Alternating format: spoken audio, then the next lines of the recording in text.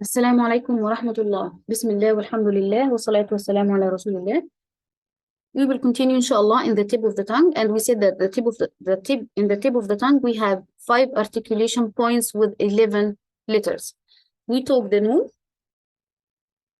the articulation point. The first articulation point has just 1 letter. The second letter will be the ra. Okay, so we also pronounce the ra. This letter, which is ra, is emitted from the tip of the tongue with the gums of the 2 front top incisors after the makhraj of noon. After the makhraj of noon. So the noon, then the ra. So how to produce it? The tip of the tongue the tip of the tongue needs to strike the gums to produce this sound correctly. We have to strike it. Ra, ra, ra. Okay? And there should be no trailing of the tongue when pronouncing this letter. We shouldn't do r, we shouldn't trail the tongue, repeat the ra. We shouldn't repeat the ra, just one time. So how to avoid this trailing of the tongue? To avoid this, the trailing of the tongue while pronouncing the ra, we need to let space, tiny space. This space can let the air comes out, and this will avoid trailing the tongue. So this space, let part of the sound pass when we pronounce ra, and it will prevent trailing of the tongue while pronouncing ra, ra, ra. Okay, you can just practice it till you find yourself trailing it just one time. Repeat it one time. Just strike ra, ra, ra, ra, one time. Okay, and as we know, we have 2 kinds of ra. We have heavy ra and light ra, and also we take it in details.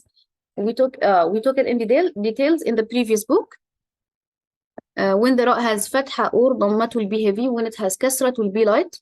When the ra is sakina, we should look at the previous letter. If the previous letter is hamzat wasl, then ra sakina will be heavy.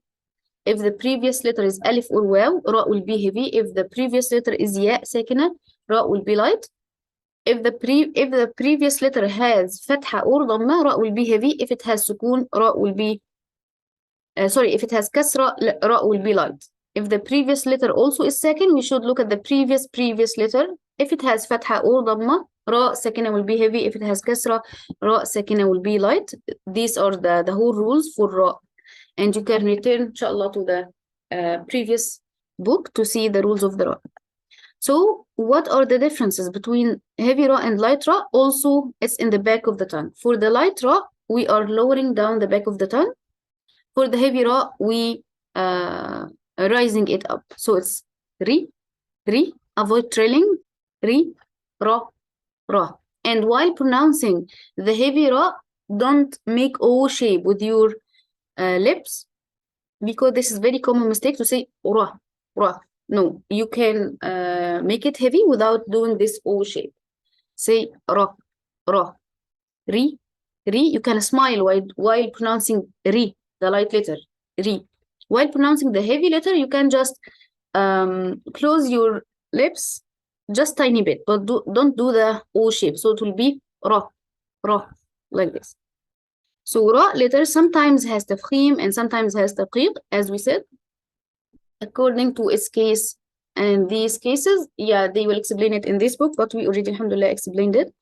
So we finished the second letter in the tip of the tongue. Inshallah, we'll continue in other lessons. Thank you. Assalamu alaikum wa rahmatullahi wa barakatuh.